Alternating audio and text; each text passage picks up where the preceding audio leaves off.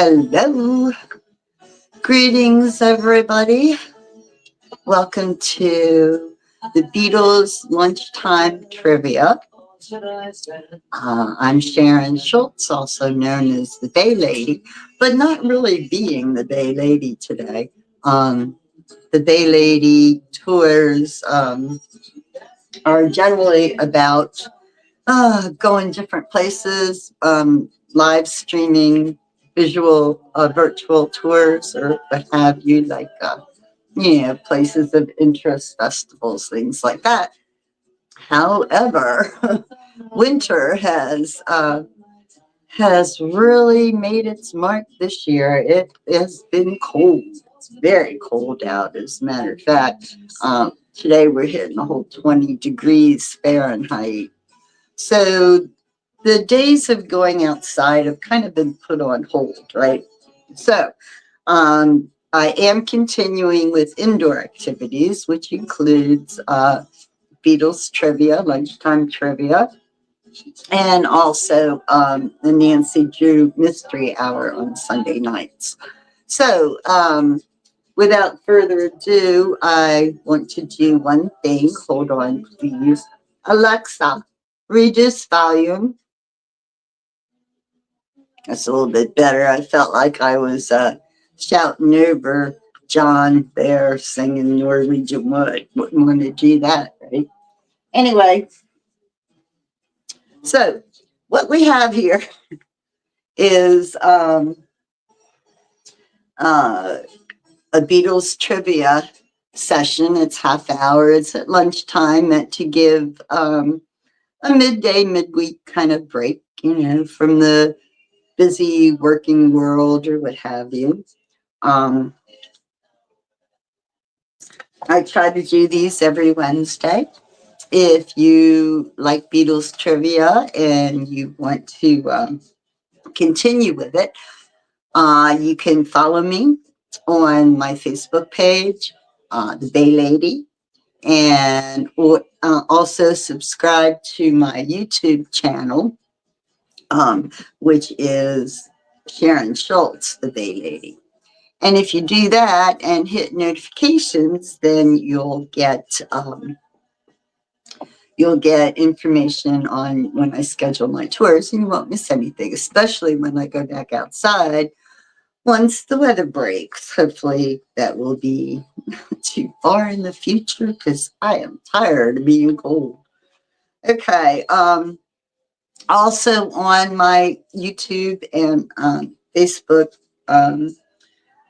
accounts, there is a link to a platform called buymeacoffee.com, and that is where I am able to accept donations, tips, usually things that I used for gas and for admission to some of the festivals I cover. But that's neither here nor there right now. So let's get into Beatles Significa. Okay, this is Beatles Significa. I know you can't see it probably or read it very well. It is a card game from 1982. And it features 832 questions and answers that cover every aspect of the Beatles from birth to their breakup. It doesn't go much beyond the breakup. And so it's called Beatles Significa, the music, the history, a game. So it's a game that I've never gotten all the way through, that's for sure. I have never really read all the cards or all the questions and answers. So we will see. I don't think I ever will complete it. But anyway, so got a handful of cards, and we'll see how many we can whip out in 30 minutes. Okay, so the great thing about Beatles Significa is that and about Beatles trivia in general is that you always end up learning something new. No matter how much you think you know about the Beatles, you don't. You don't know it all because there's always something on one of these cards that will give you information that you didn't have before. And some of the questions are a bit strange, and they do cover um, the a lot of the album releases, both in the U.S. and the U.K. So it's kind of interesting. It's enjoyable when people from the U.K. join us because they have answers to those questions, and we have answers on the American side. So it's kind of interesting. All right, first question. Are we ready? In the first verse of a song on Revolver, what single word describes a man, his land, and his plans? Oh, I already know.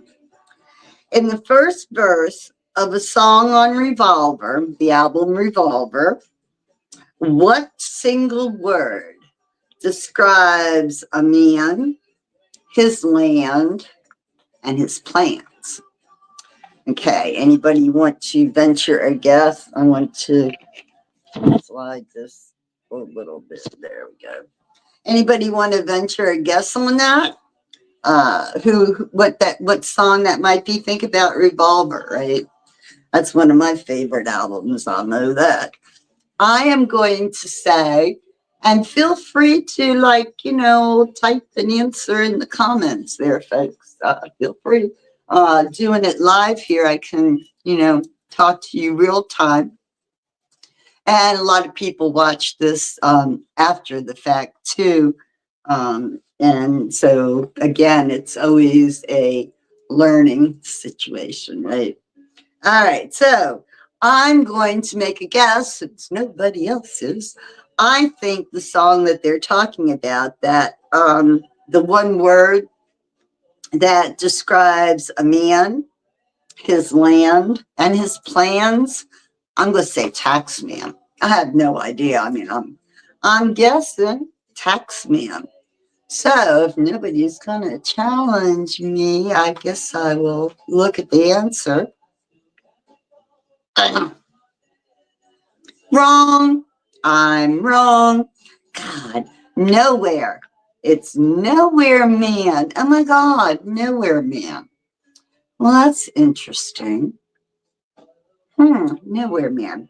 That's a good song too. And ironically, that was the first song that was playing when we started trivia today. Go figure. Okay, next question. The small drab club the Beatles first played at in Hamburg was called what? Okay, what little, offbeat club in Hamburg did the Beatles first play at? Okay. The small drab club, they call it. What was it called? I think I know, but I'm gonna keep quiet. Because I was wrong last time. Okay, anyway, the answer. Are we ready? Drum roll, please. It was the Indra Club. Sound familiar? The Indra Club? Okay, next. Let me set these down here. Okay, next one. Fill in the song title.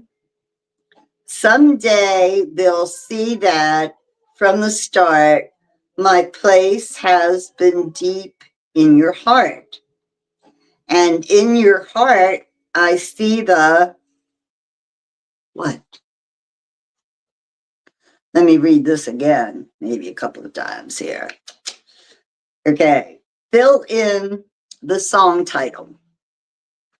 Someday they'll see that from the start, my place has been deep in your heart. And in your heart, I see the what?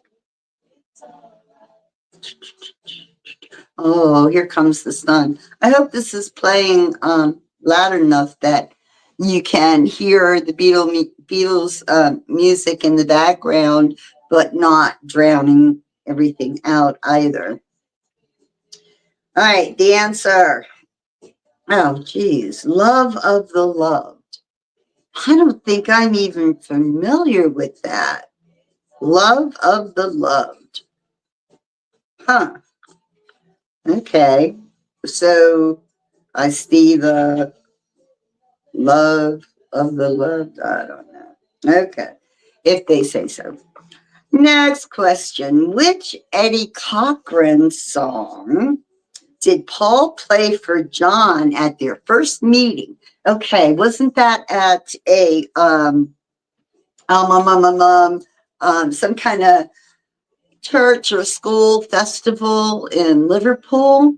The first time Paul played a song for John, like the first time they got together and he auditioned. Okay, so it was a song by Eddie Cochran. What was that song? We give you a minute to think. Tick tock, tick tock, tickety tockety, tickety tockety.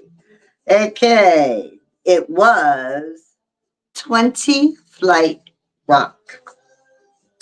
20 Flight Rock. I suppose if someone played it, I'd recognize it, but off the top of my head, no clue. But that is the answer. The 20 Flight Rock by Eddie Cochran. In 1958, the Quarrymen recorded a song called In Spite of All the Danger. Ooh. Identify the songwriting team. Okay, let's read that one again. In 1958, the Quarrymen recorded a song called In Spite of All the Danger. Identify the songwriting team. Who wrote that song? In spite of all the danger. Team. So more than one person. 2 people or more than that. Anybody have a clue?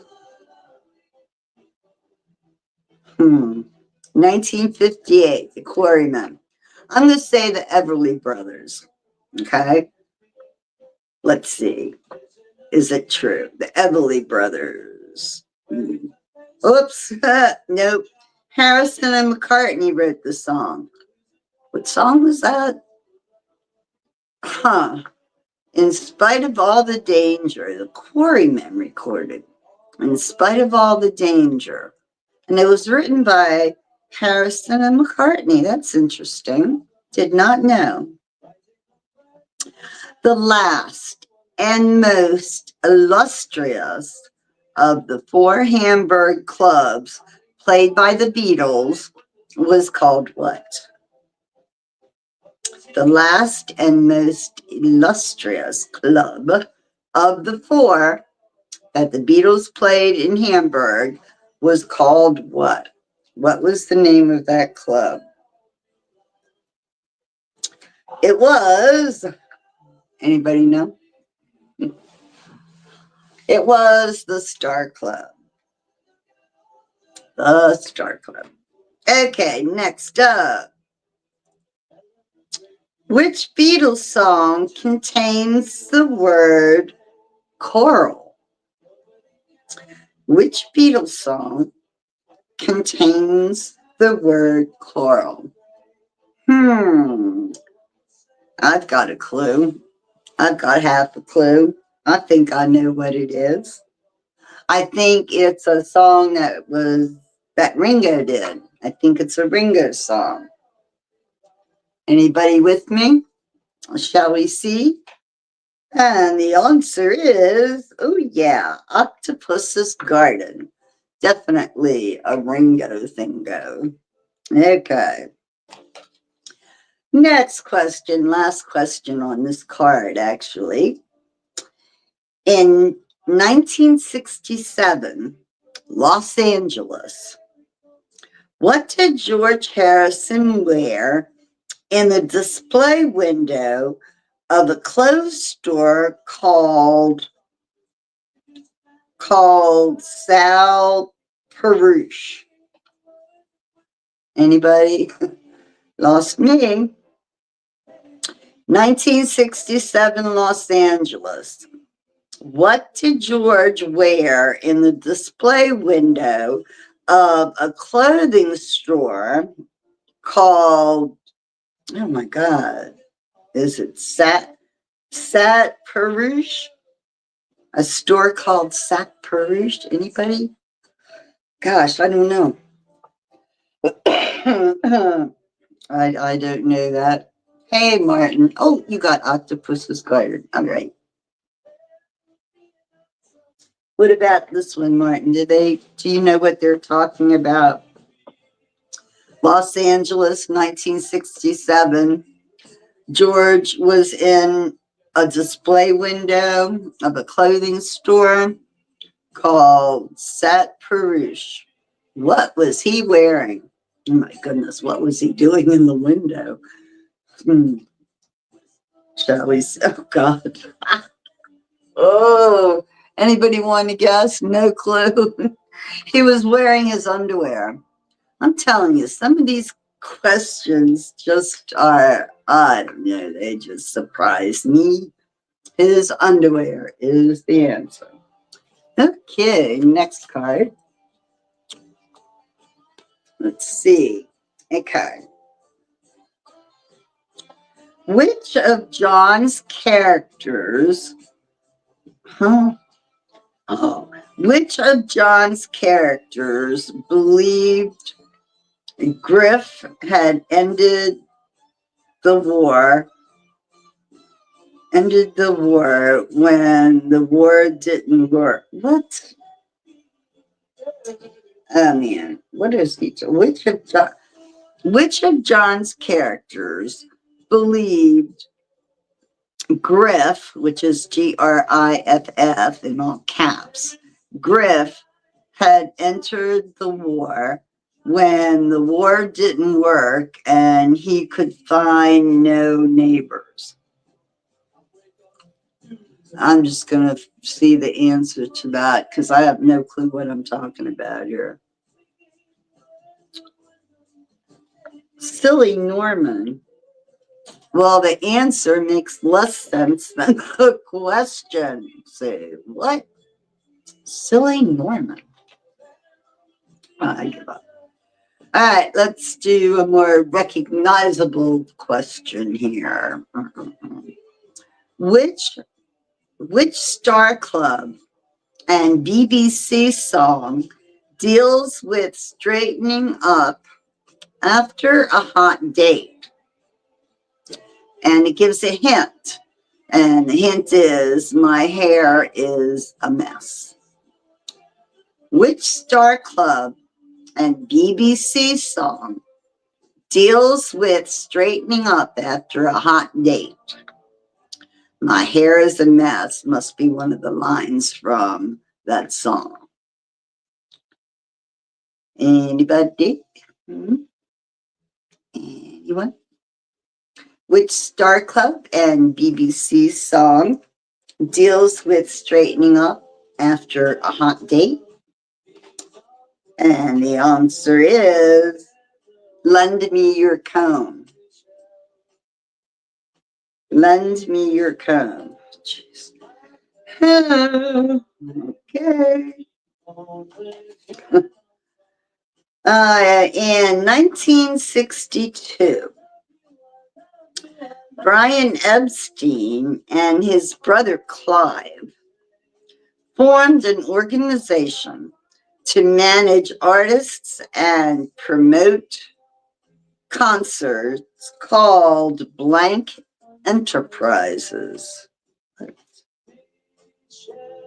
In 1962, Brian Epstein and his brother Clive started an organization to manage artists and promote concerts. And it was called Something Enterprises. Something Enterprises. Anyone? Something Enterprises.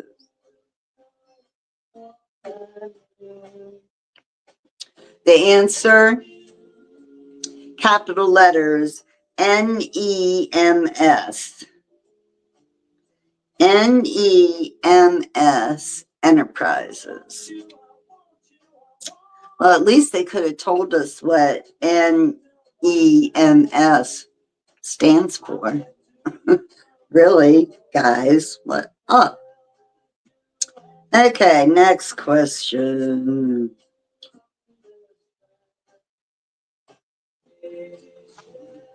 Where do Beatle fans see cartoon-like artwork by Bob Gibson? When do Beatle fans see cartoon-like artwork by Bob Gibson? Well, first of all, who is Bob Gibson? Anybody? Who is that? Artwork by him. Or cartoon-like artwork by Bob Gibson. Would they be talking about the old Beatle cartoons? Used to come on Saturday mornings or something like that, once a week. Perhaps it was Bob Gibson, the artist who, drew the characters in the cartoon. The Yellow Submarine movie. Oh, that's a good suggestion, Martin. Yeah, that could be the Yellow Submarine movie. Yeah. The cartoon-like artwork. Oh, also, no, yeah, Yellow Submarine. I thought there was another thing too, but anyway, all right, let's find out. Oh. Okay. Yeah, the answer as to where do fans see the artwork? It is a book. It is called The Magical Mystery Tour Booklet. Have you ever seen that? I'm not familiar with the Magical Mystery Tour Booklet. Okay. Next. Oh, here we go. Which Beatles sang That's All Right, Mama for the BBC? And whose vocal style did he copy? Which Beatle sang That's All Right, Mama for the BBC? And whose vocal style did he copy? Well, the answer to that would be the vocal style of the person who sang That's All Right, Mama originally, right? All right, who might that be? Let's all see. Oh, Paul did it, and he acted like Elvis Presley. It was Paul doing Elvis. Okay. I love this song. God, what song don't I love? Okay. John and Yoko underwent what kind of therapy, which involves screaming and allows a person, in John's words, to feel feelings continuously. Oh my goodness. John and Yoko underwent what kind of therapy, which involves screaming and allows a person, in John's words, to feel feelings continually? I agree, Martin. I think that is correct. Primal Scream. Shall we see? Oh, yeah. Got that one. Yes, primal scream. Okay, another question. The song Till There Was You came from what musical? I didn't know it came from a musical, did I? Okay, so Till There Was You. What musical? Oh my goodness. Now I want to know the answer and I don't know it, so we're going to have to look in a minute. Till There Was You. That's such a pretty song, too. All right, let's look, right? The Music Man. Oh my. The Music Man. That was an old Broadway musical production. Wow. Somewhat iconic one, actually. Interesting. Okay, let's see. Another.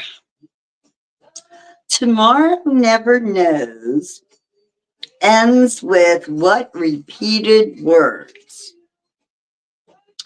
Tomorrow Never Knows ends with what repeated words? Okay, Tomorrow Never Knows. Wasn't that by George?